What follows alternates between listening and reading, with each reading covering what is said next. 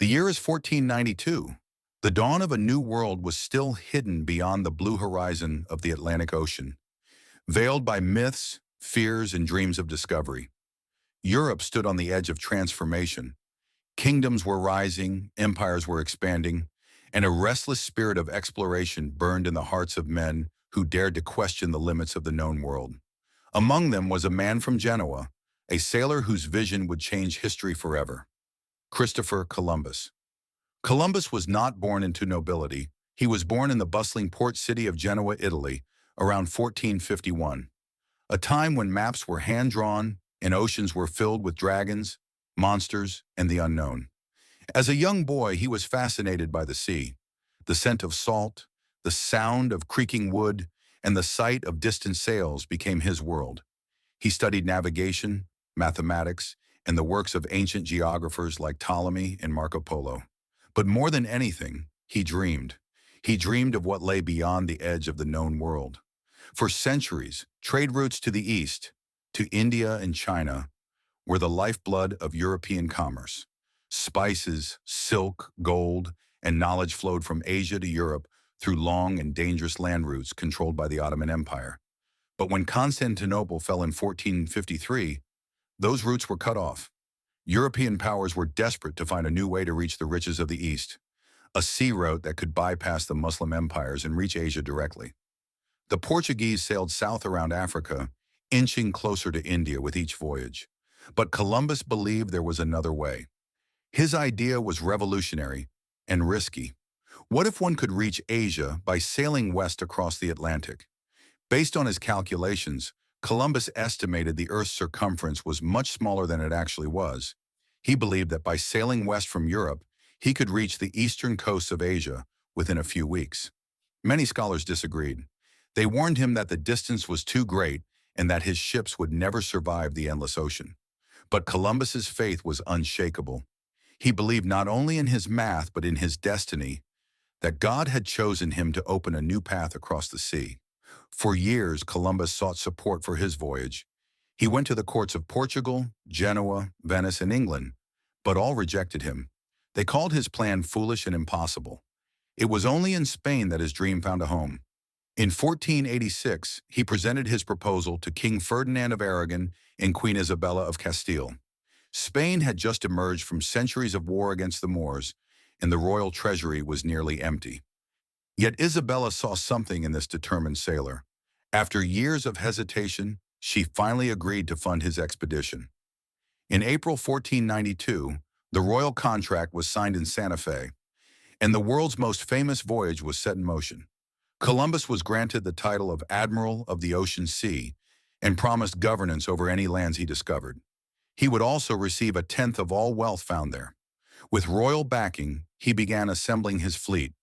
3 small ships that would carry the hopes of an empire: the Niña, the Pinta, and the Santa Maria. They were not grand warships but modest caravels, light and fast, built for coastal sailing, not for crossing the vast unknown. Yet these humble vessels would carry men into history. On the 3rd of August, 1492, in the small port of Palos de la Frontera, Spain, the 3 ships set sail under the morning sun.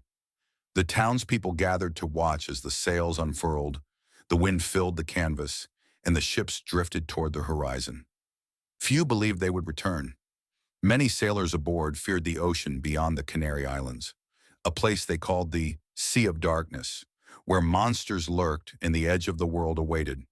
Columbus, however, was calm. He carried with him maps, astrolabes, compasses, and the conviction that he was guided by divine purpose. The voyage began with fair winds. The fleet stopped at the Canary Islands to repair a broken rudder and resupply. But as they left the islands behind, the real journey began, a crossing of thousands of miles of uncharted water. Days turned into weeks. The ocean seemed endless. The sailors grew restless. They had never sailed so far without sight of land. Rumors of mutiny spread through the ships.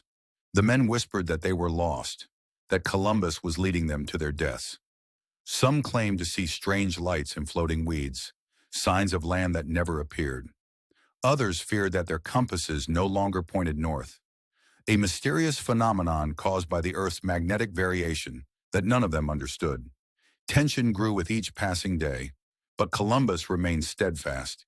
He kept two sets of logs, one for himself and one for the crew. In his secret log, he recorded the true distance traveled, while in the public log, he shortened the numbers to reassure his men that they were closer to land than they truly were. Every night, he looked to the stars and prayed. He wrote in his journal that he believed God had chosen him to fulfill a prophecy, to spread Christianity to new lands and bring glory to Spain.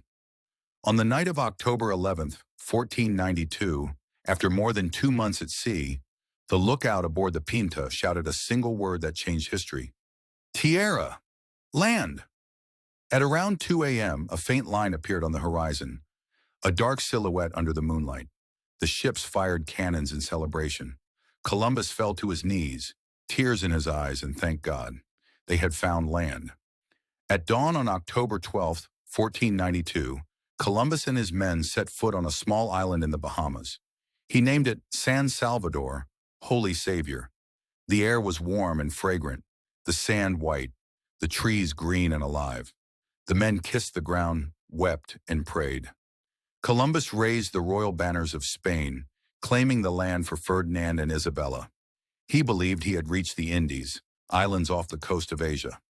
In truth, he had reached a world unknown to Europe, the Americas. The people he met there were not the Asians he expected. They were the Taino, gentle and curious inhabitants of the islands. They wore gold ornaments and lived in harmony with the land. Columbus described them as generous and kind, writing that they would make fine servants and that they should be converted to our holy faith. He saw in them both innocence and opportunity, the chance for wealth, glory, and religious mission. He explored further, sailing among the islands now known as Cuba and Hispaniola. He marveled at the beauty of the land, the rivers, mountains, and forests, and sent glowing reports back to Spain. He wrote of gold, spices, and strange new animals. But his mission was also one of power. He took possession of the islands in the name of the Spanish crown, often misunderstanding the people he encountered. To him, they were part of Asia, and he was standing at the gateway to the east. As the weeks passed, the voyage turned from discovery to survival. On Christmas Day, 1492, disaster struck. The Santa Maria ran aground off the coast of Hispaniola and was destroyed. Columbus used its timbers to build a small fort, La Navidad, the first European settlement in the New World. He left 39 men behind to explore and govern, while he returned to Spain with news of his discovery. In March 1493, Columbus sailed back across the Atlantic, enduring storms that nearly sank his remaining ships. When he finally reached Spain, he was received as a hero. Bells rang, crowds cheered, and King Ferdinand and Queen Isabella welcomed him with honors. He presented them with exotic goods, strange birds, native people, and tales of vast new lands filled with promise. The age of discovery had begun. But what Columbus had truly discovered was far greater than he ever imagined. He had not reached Asia. He had opened the way to an entire hemisphere unknown to Europe, a world that would soon change the course of history, for better and for worse. The return of Christopher Columbus to Spain was like the return of a hero from myth. The streets filled with music and the sound of church bells as the news spread across Europe. A sailor from Genoa had crossed the Western Ocean and reached lands no European had ever seen. The discovery sent a shockwave through the continent. Kings, scholars, and merchants all wanted to know, what had he found? Was it truly the Indies? Were there gold and spices beyond imagination? Or had he uncovered something entirely new? Columbus stood before the Spanish court in Barcelona in April 1493, dressed in his admiral's uniform, carrying native artifacts, parrots with brilliant feathers, strange plants, and a few Taino people he had brought back as living proof. Ferdinand and Isabella listened as he described fertile islands, gentle people, and glittering sands. He spoke of riches, of conversion, of empire. The monarchs were astonished. They saw in Columbus's success not only the glory of Spain, but the hand of divine providence. A new era had begun, and Spain would lead it. Almost immediately, plans were made for a second voyage, this time not as an exploration, but as a conquest. The crown granted Columbus 17 ships and more than 1,200 men, soldiers, priests, settlers, and craftsmen, all ready to claim the new lands. The expedition was no longer about discovery, it was about empire. On September 25, 1493, the fleet sailed once more into the Atlantic, their sails gleaming in the sunlight, their hearts filled with dreams of gold and glory. This voyage was very different from the first. It was larger, faster, and filled with ambition. After 20 days at sea, they reached the Caribbean, discovering islands like Dominica, Guadeloupe, and Puerto Rico. The seas were calm, the islands lush and green, the air thick with the scent of tropical flowers. Yet beneath the beauty, tension simmered. When they reached Hispaniola, Columbus expected to find his men at La Navidad waiting for him. But the fort stood silent. The timbers were burned, the huts destroyed, and the men were gone. The settlement had been wiped out. The first European colony in the New World had perished. The Taino told Columbus that his men had quarreled among themselves, taken native women, stolen gold, and provoked the local tribes. In retaliation, the natives had destroyed them. Columbus was furious, but he could not undo what had been done. Instead, he founded a new settlement, La Isabela, named after the Queen herself. It was to be a permanent base for Spanish expansion in the Indies. Yet life in the tropics was not easy. Disease, hunger, and heat tormented the settlers. The dream of a paradise quickly turned into a struggle for survival. Still, Columbus pushed forward. He explored the larger island of Cuba, believing it to be the mainland of Asia, and charted Jamaica and other islands. But he found no golden cities, no spices like those from the east. The riches he had promised the crown seemed elusive. Frustration grew among his men. Many accused him of hiding the truth, of being a poor governor more suited to the sea than to rule. But Columbus's faith did not waver. He believed that just beyond the horizon lay the riches of the East, if only he could find them. By the time he returned to Spain in 1496, the glory of his first voyage had faded into controversy. The settlers complained of his harsh leadership, and rumors of rebellion reached the court. Yet the monarchs still believed in him. They allowed him to lead a third voyage in 1498, this time venturing even farther south. Columbus sailed with 6 ships and reached the coast of what is now Trinidad and Venezuela. As he approached the mouth of the Orinoco River, he saw the vast expanse of water flowing from the interior and realized something profound. This was not an island. This was a continent. He wrote in awe that he had found a land so vast that it must be part of the earthly paradise. But when he returned once more to Hispaniola, he found chaos. The settlers were in open rebellion, furious over broken promises of wealth and mistreatment.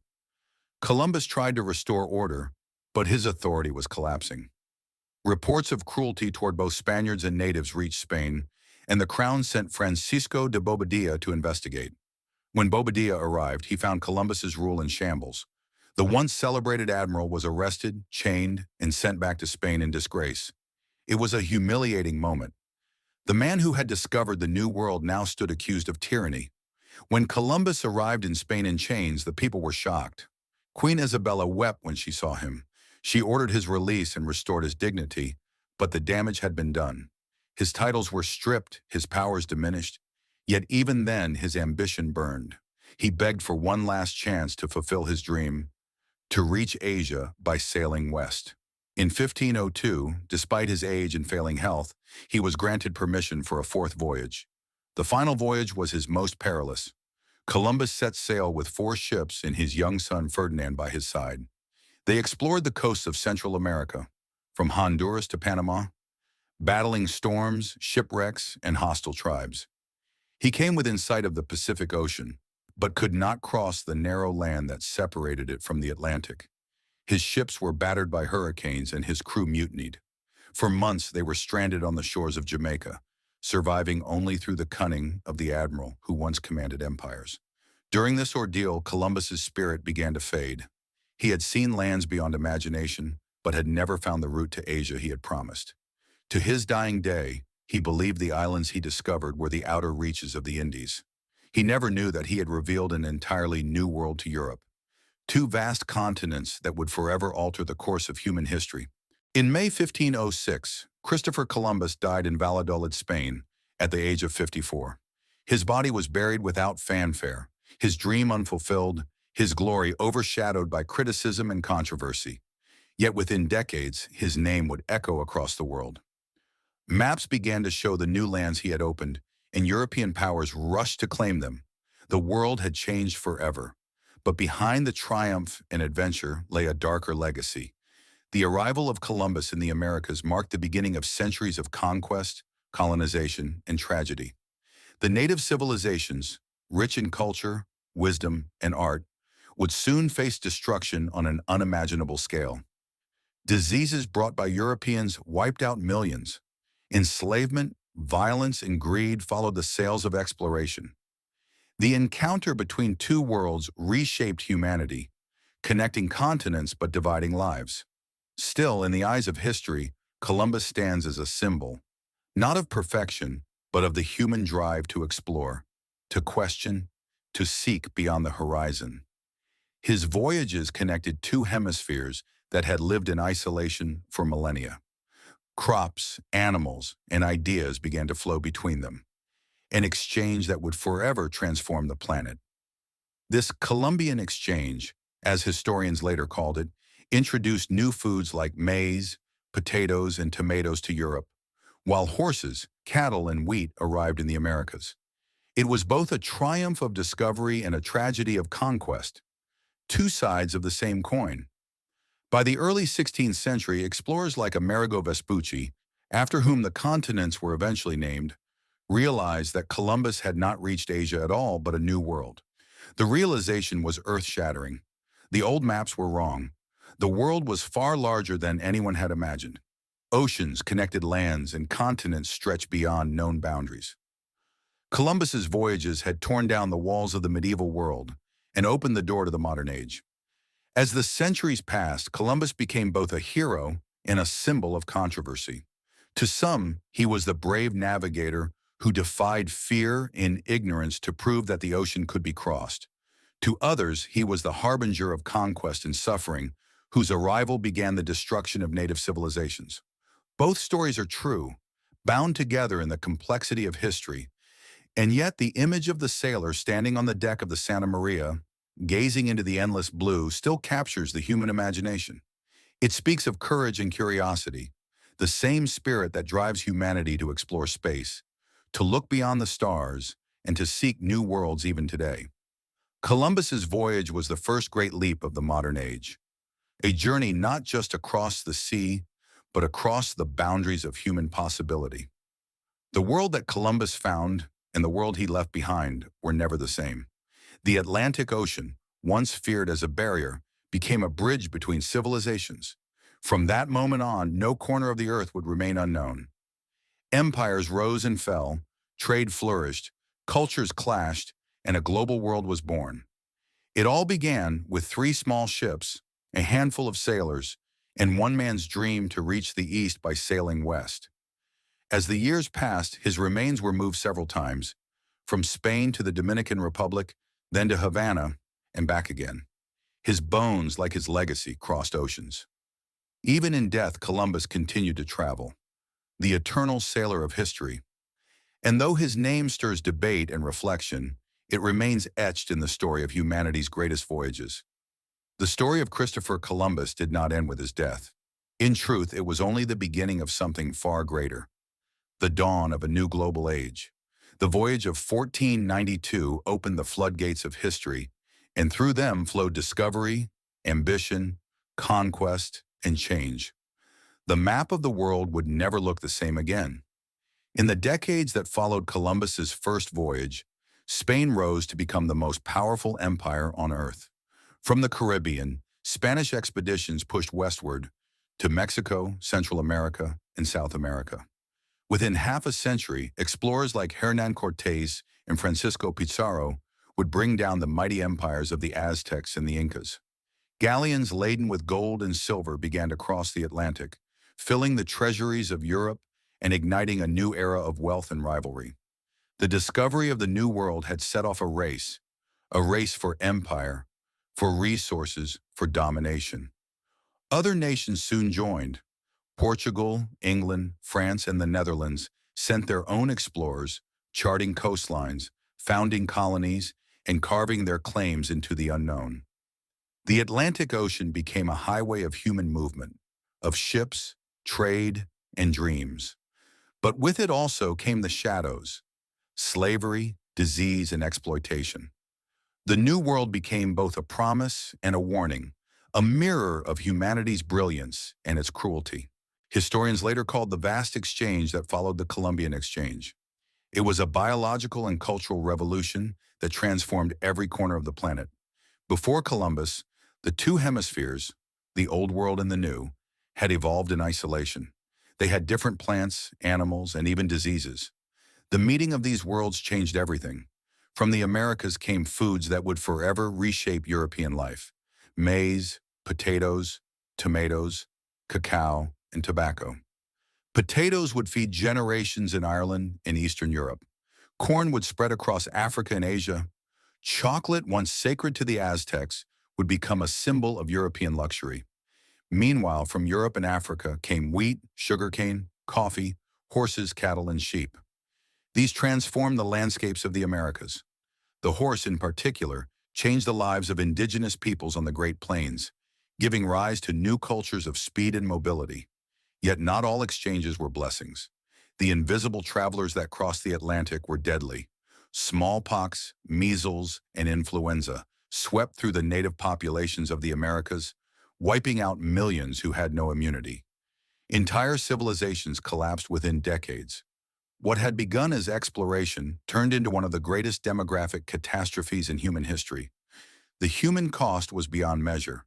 At the same time, a darker trade began: the transatlantic slave trade. As native populations declined, European colonizers turned to Africa for labor. Ships carried enslaved Africans across the ocean in chains to work on plantations in the New World.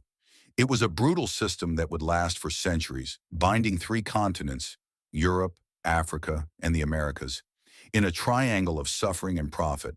The age of discovery had opened the world, but it had also revealed humanity's capacity for greed and cruelty. Still, the legacy of Columbus's voyage went far beyond politics and empire. It transformed the very way people saw the planet. Before 1492, maps of the world were incomplete, their edges filled with monsters and myths. After Columbus, cartographers began to redraw the world. Slowly, the outlines of the Americas appeared on parchment, first as uncertain sketches, then as bold continents. The once flat and fragmented image of the Earth gave way to a connected globe. The realization that the world was vast, continuous, and explorable changed human consciousness forever. Navigation, too, was revolutionized. The tools that Columbus had used, the astrolabe, the quadrant, the compass, became the foundation of modern seafaring.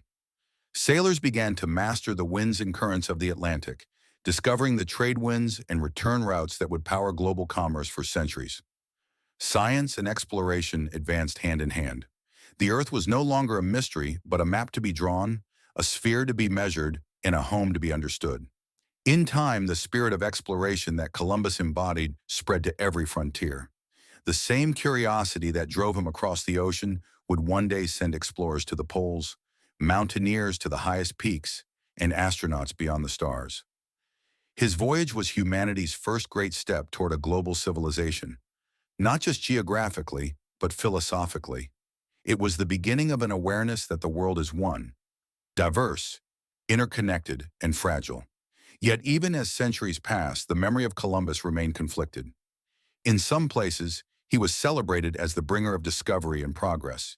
In others, condemned as the symbol of colonization and oppression. Statues were built, and later some were torn down. His name became a reflection of history itself, complex, contested, and evolving. To understand Columbus is to understand the dual nature of exploration, its power to expand horizons and its potential to destroy. In the Americas, the world he encountered was far from empty. It was filled with thriving cultures, ancient cities, and spiritual traditions. The Taino, the Maya, the Aztec, the Inca, all had knowledge systems and art that rivaled any in Europe. To them, Columbus's arrival was not the beginning of history, but a rupture. For centuries, their voices were silenced in the stories told by conquerors. Only now, in modern times, have their perspectives begun to be heard again. The New World was not discovered, it was met. Two worlds collided, and from that collision, the modern world was born. Inning can bring both wonder and EUI. Columbus's name was immortalized in countless ways. The Americas themselves bear a reminder of his age, not from his own name, but from that of Amerigo Vespucci, who realized that these lands were not Asia, but a new world. Cities, rivers, and nations would carry his memory. Columbia, the District of Columbia, and countless others. His voyage became a symbol of boldness and curiosity, celebrated in art, literature, and legend. But it also became a lesson. That discovery without understanding can bring both wonder and ruin. Centuries after his death, historians continue to debate who Columbus truly was. Was he a visionary genius who defied fear to expand the limits of the known world? Or a man blinded by ambition whose arrival brought suffering to millions? The truth lies somewhere in between. Columbus was both a product of his time and a maker of history. He lived in an age of faith and conquest, when the horizon was both a mystery and a promise. He sailed not to destroy, but to discover. Yet his discovery unleashed forces far beyond his imagination. Imagine for a moment that morning in October, 1492. The sun rising over calm turquoise waters, the shouts of sailors echoing across the deck, and a figure standing at the bow of a ship, eyes fixed on a distant shore. In that instant, the world changed. What began as one man's vision became the crossing point of all human destinies. Every voyage since, every mission into the unknown, traces its lineage to that moment when Columbus's ships touched the sands of San Salvador. Today, more than 5 centuries later, we live in a world connected by the same spirit of exploration that drove Columbus westward. We send probes to Mars, explore the depths of the oceans, and map the human genome. We chase horizons of knowledge just as he chased horizons of land. The sea he crossed has become a symbol of every frontier, of courage, curiosity, and consequence.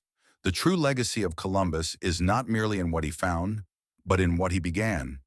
The age of connection. His voyage marked the start of a global dialogue between peoples, a blending of worlds that continues to shape us. The foods we eat, the languages we speak, the technologies we use, all bear the fingerprints of that encounter. The world became one vast web of exchange, sometimes harmonious, sometimes tragic, but forever intertwined. In the quiet of history, we can still hear the creak of the ships, the crash of the waves, the whisper of sails filled with wind. The story of Columbus is not just a story of geography, it is the story of human destiny. It tells us that every great discovery comes with a price, that knowledge and power are double-edged, and that the horizon is never truly reached, only extended. As night falls over the ocean he once crossed, the stars above shine with the same light that guided his voyage. They remind us that exploration is not about conquest, but curiosity, not about claiming new worlds, but about understanding them. Columbus set sail into the unknown, and in doing so, he brought the world together, for better and for worse. 500 years later, the question remains, what does it mean to discover? Perhaps discovery is not finding something new, but seeing what has always been there, with new eyes, new respect, and new understanding. The new world was never empty, it was alive, waiting not to be claimed, but to be known. Christopher Columbus's journey across the Atlantic was more than a voyage of ships and sailors. It was a voyage of humanity itself, a crossing from the old world into the new, from isolation into connection, from myth into reality. It began with a dream and ended with a world transformed. And though time has changed how we see him, one truth remains. The courage to venture into the unknown will always define the human spirit. The sails of the Niña, the Pinta, and the Santa Maria may have long since vanished into history, but their echo still drifts upon the waves of time, a reminder that discovery, in all its light and shadow, is the story of us all.